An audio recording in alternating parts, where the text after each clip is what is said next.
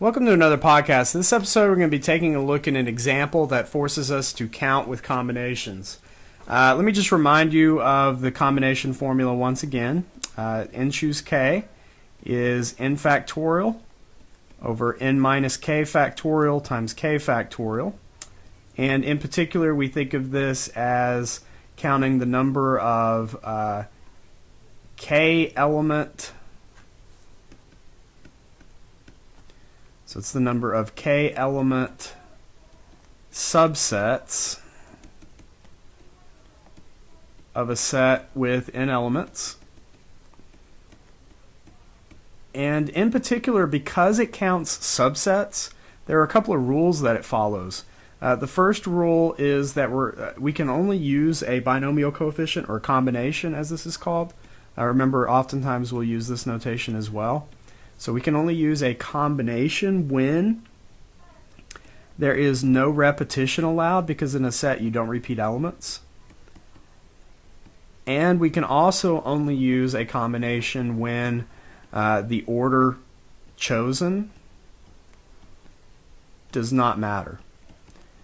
Because if you're talking about subsets within a set, order has no meaning. It doesn't matter the order you list elements in a set. So if this thing is truly going to count subsets, then it can't count repetition and it can't count problems in which the order matters. And it doesn't. So this is our tool of choice when both of those conditions are satisfied, as they are in this problem. So the problem we're interested here is we're going to choose members of a committee from a group of 20 applicants. So 20 is sort of our N for the total problem.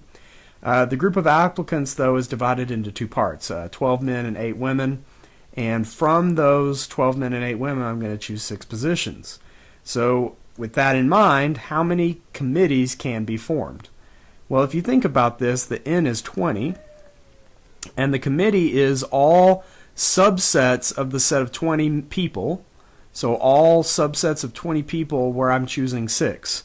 So it's a 6 element, or k equal to 6 element subset. Which just means that the answer here is nothing more than the binomial coefficient 20 choose 6, which is 20 factorial over 14 factorial 6 factorial. And if you were to calculate that value, you would get 38,760. Now, most of your calculators will have some sort of binomial coefficient calculator in them. We can talk more about that in class. On a TI-84, this is under Math, and then you can look under the Probability tab. And you can find a function called NCR. So you can use the NCR function. The way that you would enter this in the TI would be 20C6, and so 20C6 is the 38,760. If you have a different calculator or you're using your computer or something online, there's many different forms that the binomial coefficients can be calculated in online or in one of those calculators. So getting on to the more interesting questions now, one like number 2, how many of these committees consist of 2 men and 4 women? So if you're looking at 2 men and 4 women, then you're separating the group. The sets that we're choosing from is no longer all 20. We're picking particularly from the first set, which contains men, and there's 12 men. And then from that, we're choosing 2 of them. And then we have a second set that we're choosing from of 8 women, and we need to choose subsets of size 4 for that group. And so this would be our K2. And so the idea is N1 choose K1 would be 12 choose 2. This would choose the men. And then 8 choose 4 would choose the women. And the question is, do you add or subtract, or do you add or multiply those? And the answer is here that you multiply. You could think of this as being 2 steps in the problem.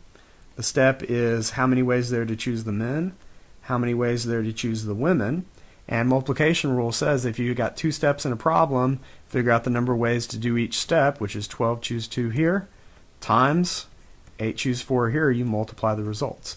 The key word here is and. Anytime you see and in a problem, that sort of dictates that you're multiplying the results. And so if we individually calculate 12 choose 2 and 8 choose 4, multiply them together, then you should get the answer 525. So there are 525 possible committees consisting of 2 men and 4 women. Finally, the last one is meant more to illustrate a point than anything. And the phrase here, at least one, is what I want to focus on in doing this problem. You can think here the committee consisting of at least one man. Then here I care about both men and women because I'm still making the distinction of man or woman. Whereas in problem number 1 I wasn't. That's why my n was 20 for problem number 1. In this one though, if you want to think about at least one man, then you should be thinking of it this way. There's 12 men, I need to choose at least one. And then there's 8 women, and I've got to have a committee of size 6, so if I pick one man, I've got to have 5 women. Or, so notice I use the word or here, or another way to get at least one man is to choose 2 men. So if I choose 2 men, then I only need to choose 4 women.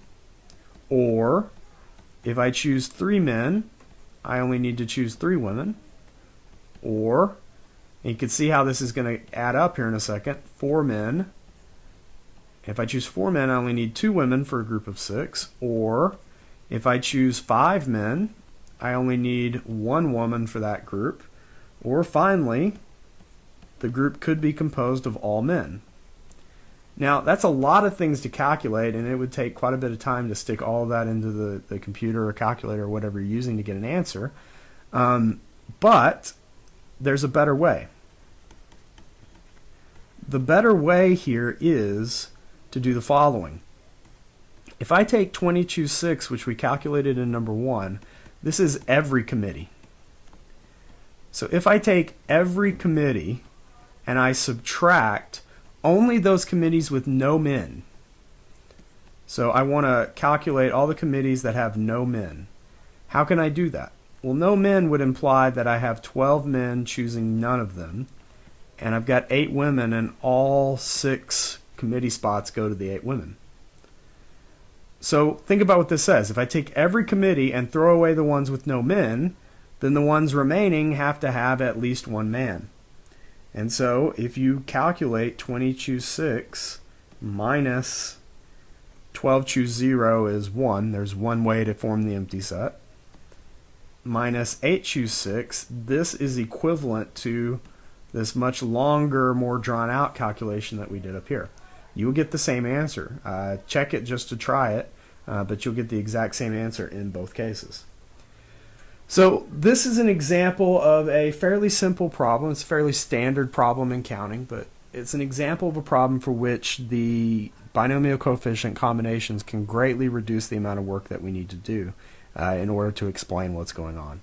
You need to be careful of the language, understand that and implies multiplication, and that or implies addition. So if you have multiple cases, you're going to be adding them together. And then finally, remember, if you have at least one, then you should try doing the problem this way, which involves something called the complement. So this is the same as sort of like the set complement, if you want to talk about it that way. And so we're using the idea of the set complement here to be able to effectively answer that problem. All right, thank you for watching.